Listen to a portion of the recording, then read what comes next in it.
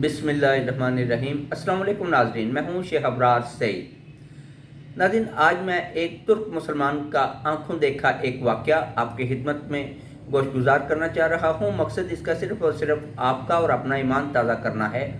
हुआ कुछ यूँ कि एक दफ़ा एक तुर्क मुसलमान मस्जिद नबी शरीफ के अहाता में खड़ा किसी का इंतज़ार कर रहा था।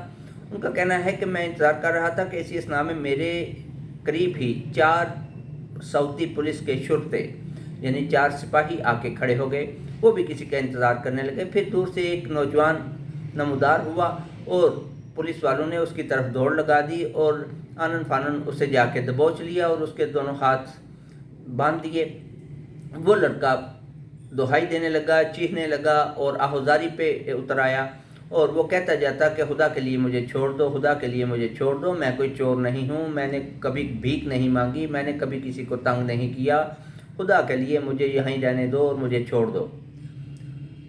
उसकी इतनी बुलंद चीहो पुकार सुन के मैं मुसलसल उसकी तरफ मुतवज्जा रहा, बल्कि मुझे गुमान गुजरा कि शायद मैं इस लड़के को पहचानता हूँ।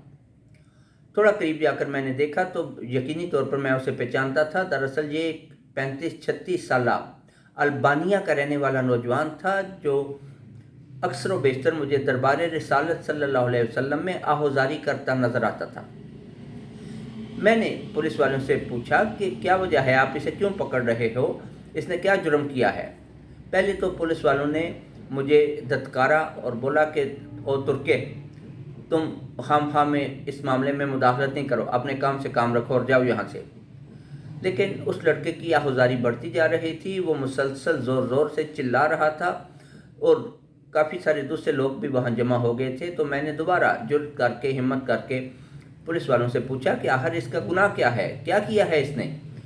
उस पर वो बोले कि मामला ये है कि ये गुज़िश्ता 6 साल से यहाँ पे गैर कानूनी तौर पर मुकीम है। हमने बारहा इसे पकड़ने की कोशिश की है, लेकिन ये हमें चकमा देकर भाग जाता है और दरबार नबी सल्लल्लाहु अलैहि वसल्लम में जाके पुनः गज़ीन हो जाता है और हम ये मुनासिब नहीं ख्याल करते कि इसे वहाँ से जाकर गिरफ़्तार करें। आज हमने इसे सिंध से गिरफ़्तार कर लिया है और आज हम इसका फ़ाइनल फ़ैसला करेंगे। मैंने पूछा कि आप इसके साथ क्या करोगे, तो उन्होंने बोला कि यकीनी तौर पर हम इसे जहाज़ में बिठाएंगे और इसे इसके वतन वापस भिजवा देंगे।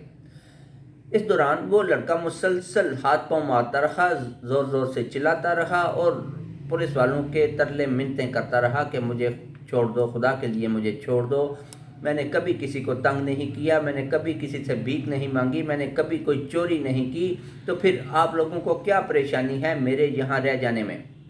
मगर पुलिस वाले नहीं मान रहे थे। आजिज़ आकर वो लड़का कहने लगा कि ठीक है, मुझे आखिरी बार नबी सल्लल्लाहु अलैहि वसल्लम के दरबार में ले चलो, मैं वहाँ जाकर आखिरी बार दुआ कर लूँ। पुलिस वाले नहीं माने और कहने लगे कि वहाँ जाकर तो तुम दोबारा पुनःगज़ीन हो जाओगे, लिहाजा ऐसा नहीं हो सकता। बिलाखिर वो लड़का बिल्कुल आयदी से बोला कि ठीक है, मुझे थोड़ा सा आसान करो, मेरे हाथ पाँव छोड़ो, ताकि मैं नबी करीम सल्लल्लाहु अलैहि वसल्लम से आखिरी बार मुखातब हो सकूँ। इस पे पुलिस वाले मान गए और उन्होंने उसे कदरे आसान किया।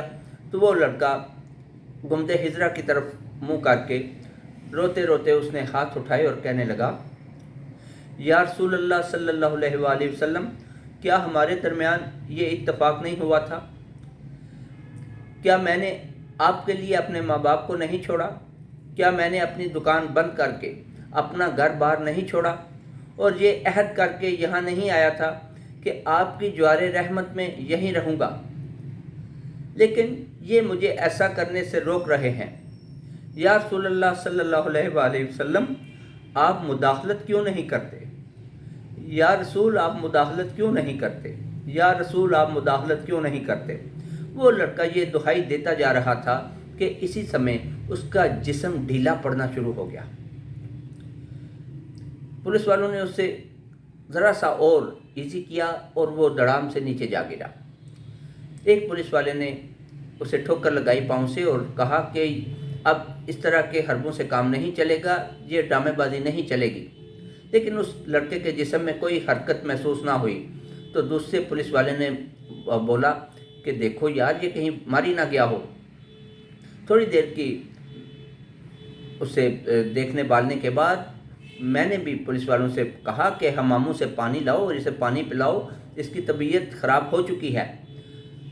اسی اثناء میں ان میں سے ایک نے ایمبولینس کو فون کیا اور چند ہی منٹوں میں ایک ایمبولینس آ گئی۔ ایمبولینس کے عملے نے اس لڑکے کو کی جانچ پرکھ کی اور اس کی نبض وغیرہ دیکھی اور یہ اعلان کیا کہ اس کو تو جان دیے کم و بیش 15 منٹ گزر چکے ہیں۔ اس بات کا سننا تھا کہ وہ چاروں پولیس والے دوزانو ہو کے چیخنے لگے، رونے لگے، آہوزاری کرنے لگے اور اپنے آپ کو کوسنے لگے کہ یہ ہم سے کیا ہو گیا۔ ہمیں کیا معلوم تھا کہ یہ لڑکا نبی کریم صلی اللہ علیہ وآلہ وسلم سے اس قدر جان و دل سے فریفتہ ہے، اس قدر محبت کرتا ہے نبی صلی اللہ علیہ وآلہ وسلم سے۔ وہ چیختے جاتے اور اپنے آپ کو کوستے جاتے۔ بہرحال پھر انہوں نے اسی ایمبولینس میں ڈال کر اس لڑکے کی میت کو جنت البقیع کی طرف، جہاں تجہیز و تکفین کا حصہ ہے، اس طرف لے گئے۔ اس کا جنازہ تیار کیا گیا۔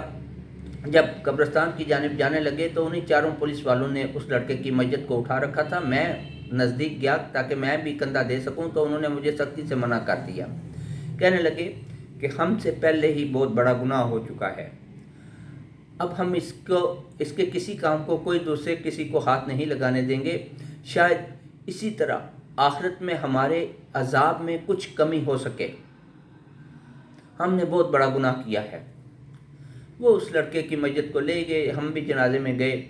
میرے سامنے وہ نوجوان جو بار بار کہہ رہا تھا، یا نبی آپ مداخلت کیوں نہیں کرتے، یا نبی آپ مداخلت کیوں نہیں کرتے، اور پھر اچانک ہمارے دیکھتے دیکھتے ہی نبی صلی اللہ علیہ وسلم کے حکم سے ہی شاید ملک الموت نے اپنا فریضہ سر انجام دیا اور اس لڑکے کو مستقل طور پر بارگاہ نبوت میں پہنچانے کا بندوبست کر دیا۔